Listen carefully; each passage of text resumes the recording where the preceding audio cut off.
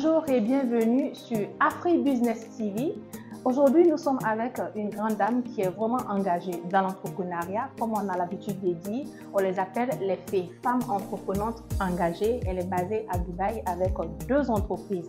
Bonjour Madame Assita. Bonjour. Et bienvenue sur AfriBusiness TV. Qui est Madame Assita? Tout le plaisir est partagé. Merci vraiment de m'avoir donné l'occasion de m'exprimer sur votre plateau. Et moi, c'est Madame Coulibaly Assita Keita. Donc, je suis la promotrice de la compagnie Tower Alar et Banamba Business Company de Dubaï. D'accord. On va parler des débuts de Madame Assita dans l'entrepreneuriat. Ok, merci vraiment. En fait, moi, je suis administrateur social. J'ai commencé tous mes débuts avec Cheveux Children Canada. J'ai commencé comme animatrice. C'était un projet que luttait contre la traite des enfants en Afrique de l'Ouest. J'étais basée à Sikasso, dans la 3e région du Mali. Donc, on avait un centre qui s'occupait de la prise en charge scolaire, alimentaire, sanitaire, vestimentaire, l'accompagnement et la réinsertion des enfants rapatriés de la Côte d'Ivoire, ou soit les enfants interceptés par les autorités au niveau des postes frontaliers du Mali. Donc, après ça, après 7 ans avec Cheveux Children Canada, j'ai décidé de créer mon propre ONG qui est AMIDEF, qui est une association malienne d'initiative pour le développement de l'enfant et de la femme. Mon premier projet avec AMIDEF, ça c'était lutter contre le VIH/SIDA dans la commune rurale de Danderesso. Donc, sur un financement de la Banque mondiale. Et quand je suis allé à Danderesso, je travaillais avec les associations féminines dans le cadre de la réinsertion de PV-VIH. C'est dans ça que l'idée m'est venue. C'était une commune rurale qui est composée de 32 villages.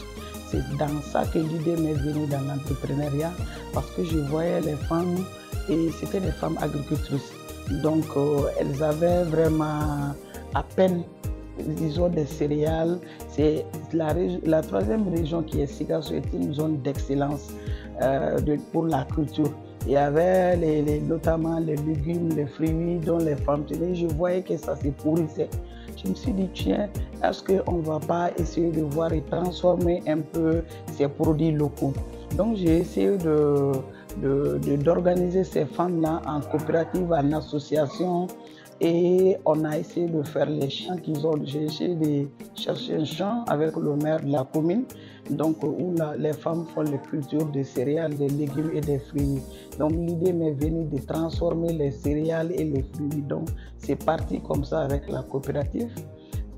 Après, quand le projet m'a pas fait la 2e phase, on me dit, mais vraiment, Assita, maintenant, ton projet a dépassé un financement de 15 millions, donc tu vas à un échelon supérieur. Donc il faut que ta porte soit à Bamako. Mais tu vas intervenir toujours à Danderesso. Donc c'est comme ça que j'ai rejoint la capitale en 2007. Donc quand je suis allé là-bas, j'ai continué à travailler avec la coopération luxembourgeoise à travers un projet de ECPACT, dont j'étais administratrice aussi. Le salaire que je recevais plus l'ONG de ECPACT. Donc ça m'a servi vraiment à renforcer les capacités de ces femmes-là. Qui sont restées à Danderesso, qui continuent de travailler. Voilà, de produire. Puis j'ai avec une amie qui est Fabienne Grosjean, on a commencé à voir un peu comment il faut faire la commercialisation de ces produits locaux et même la valorisation de ces produits, c'est-à-dire mettre la forme, il faut mettre dans les sachets, il faut mettre les étiquettes et tout.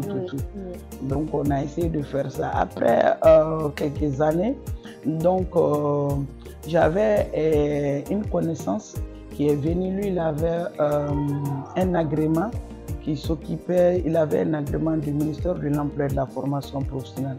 Il avait un centre. Sur les papiers, c'était Sénédjigui. Moi, quand j'ai eu le partenariat aussi avec la Pologne, j'avais un Malien qui réside en Pologne, vraiment, qu'il faut le remercier sur ce plateau, qui est docteur Mamadou Ba, qui nous a donné la chance parce que je suis allé avec la délégation ministérielle en Pologne, dont nous avons, en son temps, il y avait le ministre de l'urbanisme, M. Draman, qu'il faut remercier aussi, le ministre Abdraman Sila, des Maliens de l'extérieur.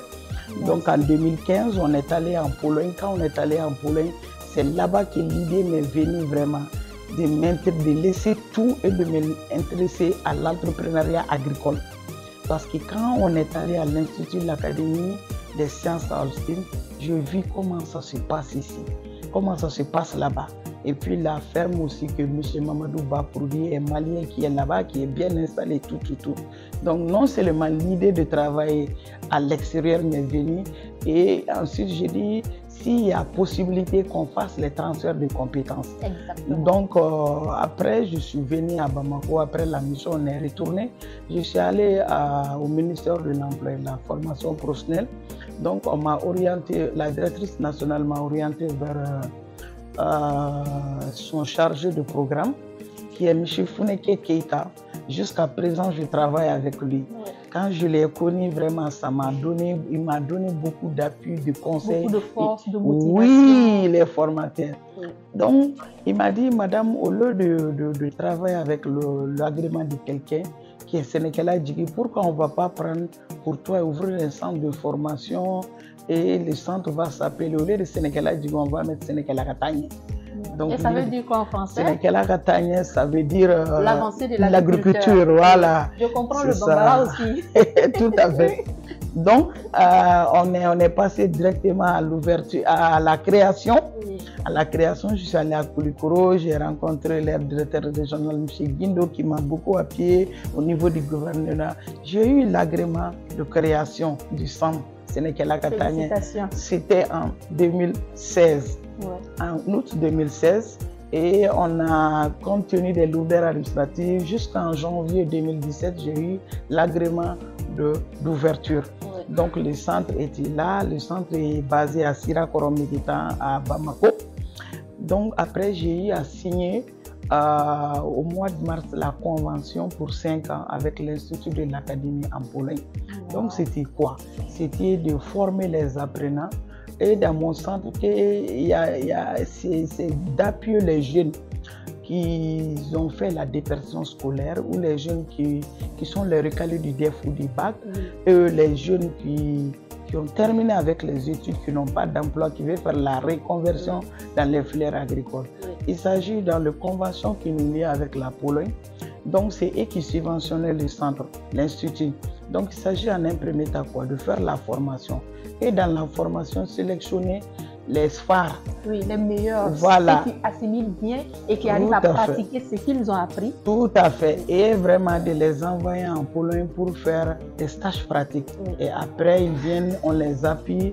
Pour les insérer de façon professionnelle. Tout à fait, dans les assister, et pour les réinsertions socio-professionnelles, on fait leur plan d'affaires qu'on présente aux partenaires. Oui. Donc, avec que ce soit les banques, les microfinances, les projets et programmes qui étaient au Mali, il y avait EJOM, il y avait beaucoup de projets. Donc, et c'est comme ça qu'on a commencé. Après, j'ai parlé quand je suis parti dans une commune rurale qui est Kenenkou. Il y avait un Malien qui était basé à Dubaï, M. Mamadou Kouma. Je lui ai dit, bon, moi, j'ai un centre de formation, et le champ que je suis allé payer dans leur commune, c'était le champ d'expérimentation du centre, c'est de 15 hectares. Donc moi, à mes débuts, j'ai échangé avec lui, il était en vacances dans son village, il est à Dubaï, donc on peut échanger. Il y a une dame qui est très bien assise à Dubaï, qui serait vraiment intéressé par tout ce qu'on fait. Oui. Donc à mon retour, on va échanger. Donc on a commencé avec le champ de 15 hectares. C'est là-bas même qu'il y a notre champ d'expérimentation. Parce que dans le centre, il y a à peu près 6 filières. Nous faisons la transformation agroalimentaire, pisciculture, aviculture, maraîchage, machinisme agricole. Donc embouche. Donc, on a essayé de faire tous ces petits trucs-là. On a une petite créneau parce que le centre n'est pas aussi grand. Oui. Il y a les filières, les ateliers de filières qui sont dans le centre. En même temps, le champ d'expérimentation, c'est à Keninkou. Donc, j'ai échangé avec lui. Quand lui, il est retourné à Dubaï, on a échangé, on a essayé de faire des projets sur d'autres trucs aussi de l'ONG. Donc, en 2020, je suis venu à Dubaï ici. Je rencontre le groupe Superline Group. Donc, j'ai changé une convention avec eux. Ça, c'était un bureau d'intermédiaire qui allait me mettre en contact avec les différents partenaires. Donc, et finalement, quand on a signé la convention de partenariat le 1er mars 2020, et le 20 mars, déjà, il y avait le coronavirus. On était là, bloqués. Vous avez été bloqués. Oui, et après on a été rapatriés et puis on est resté au Mali parce qu'au Mali, toutes les activités étaient au ralentissement dû à la coronavirus. Avec l'effet du Covid là, tout était au ralenti. Tout était ralenti et après, voilà, avec l'Europe, ça a beaucoup secoué l'Europe. Les activités avec la Pologne se sont diminuées. Oui. Et c'est là que les difficultés ont commencé. Mais après 2021, je suis retourné encore à Dubaï et j'ai rencontré pas mal de partenaires et j'ai créé d'abord avec ma collègue là, Maria Malchamsi, on a créé RFC. Et après une année, j'ai créé aussi mes deux structures maintenant, qui est Tawat Alad et Banaba Business Company. Voilà. C'est là qu'a commencé l'aventure des deux entreprises à Dubaï. Alors, parle-nous des activités de Tawat Alad et de Banaba Business Company. Tawat Alad, c'est une compagnie qui est là pour représenter les entreprises africaines ici. Ensuite aussi, vraiment travailler avec les gouvernements africains qui veulent vraiment avoir un contact avec les investisseurs ici, avec le gouvernement d'ici, avec des fondations dans le domaine humanitaire. Donc, Tawat est là pour ces activités-là. Et quant à Banaba Business Company, moi j'ai mon fils qui était venu dans le cadre du football. Depuis au Mali, lui, sa passion sur le football. Il a joué dans les centres et dans des clubs au Mali. Donc, quand je suis installé ici, j'ai un peu discuté avec des académies. Quand il est venu, il était dans le football. J'avais un beau-frère qui m'a informé qu'il a un des enfants de sa patronne, de sa hiérarchie qui est là, qui est venu depuis le mois de janvier passé, mais qui n'arrive pas vraiment à trouver le club. Les gens qui l'ont amené étaient là pour l'arnaquer. Oui, il y a plein de malhonnêtes dans ce secteur. Oui, quand il m'a expliqué l'aventure, donc il y avait des gens qui l'ont amené ici dans le cadre du football. C'était pour lui chercher des clubs et lui chercher un contrat si possible. Mais tel n'a pas été le cas.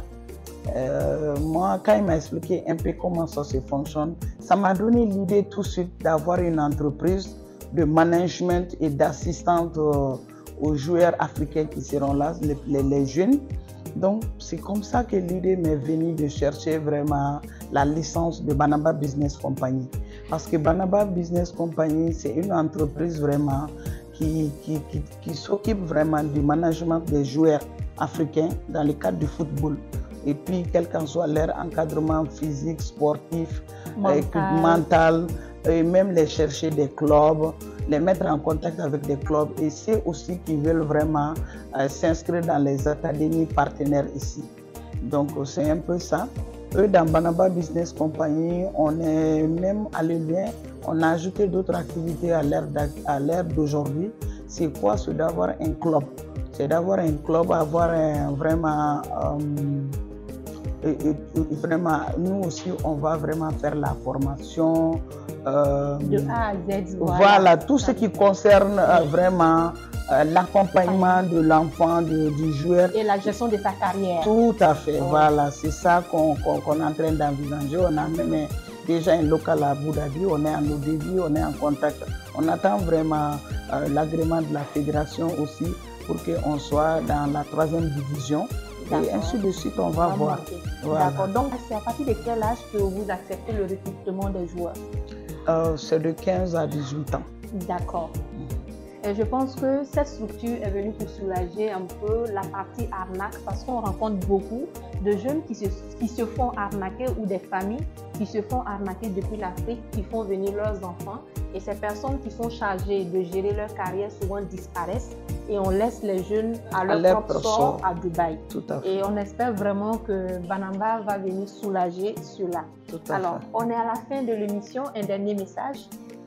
Oui, ce que j'ai à dire, ça c'est vraiment, on a une visite qui est programmée, dont l'arrivée d'une délégation d'un ministre de l'affaire humanitaire et qui est chargé vraiment de l'accompagner les déplacés. La mission c'est du 12 au 18 et la mission est composée de le ministre et sa délégation et puis celui des affaires étrangères. Et puis un jeune entrepreneur aussi, qui est un jeune phare dans l'agriculture, qui est partenaire de Sénékela Katagné et Tawar Alar Compagnie. Donc il serait là et je pense que je serais très ravi que vous interviewez ce jeune-là qui travaille beaucoup, qui fournit le centre, qui travaille beaucoup avec nos coopératives de femmes à Kolokani. Bien sûr, nous sommes là pour promouvoir toutes les initiatives de développement qui sont liées à l'Afrique et au monde entier. Désormais, nous sommes partenaires avec vos différentes structures et nous allons promouvoir toutes ces belles initiatives qui contribuent au développement. Donc, on va souhaiter une très belle mission à cette délégation. Merci. Et on souhaite plein succès à pour tout ce que vous avez entrepris depuis le Mali jusqu'à Dubaï. On vous souhaite plein succès. Merci beaucoup.